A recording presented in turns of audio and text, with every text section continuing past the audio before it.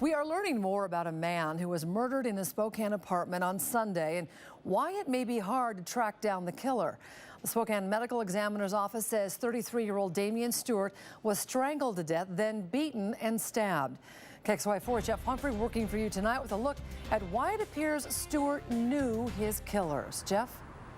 Nadine, these black marks on the victim's front door are where crime scene technicians dusted for footprints in the event that the killer had kicked open the door, but in fact there are no signs of forced entry.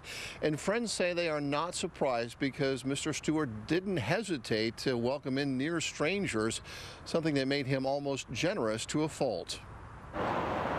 When major crimes detectives showed up on scene Sunday, neighbors told investigators this murder might be drug-related. However, the people closest to Damian Stewart say the 33-year-old wasn't a dealer. I definitely know it wasn't a drug rip. He was a drug user, but he did not sell drugs. Fellow tenants Lorena and Michael Perot know the inside of Stewart's apartment is trashed. Every nook and cranny has been turned out in what appears to be a search for the few valuables that Stewart had. He did not have much, so whoever did it, I think it was more just like you said, a burglary of his kindness of letting people in, and they took advantage of that. The victim's body was found by a friend who told police Stewart often welcomed street people into his home. Stewart's fellow tenants say Stewart was a generous man and that someone may have repaid his kindness with violence that went well beyond what was necessary just to steal his stuff. Kind of breaks my heart. I don't know why someone could be so mad at him.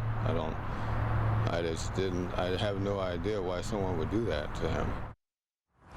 Stewart's open door policy and his habit of welcoming people into his home could be a real problem for investigators now. That's because all that generosity gives detectives an extra long list of potential suspects to run through. And Nadine, if transients are really involved, they could already be out of town. Reporting live on the Lower South Hill, Jeff Humphrey, KXLY4.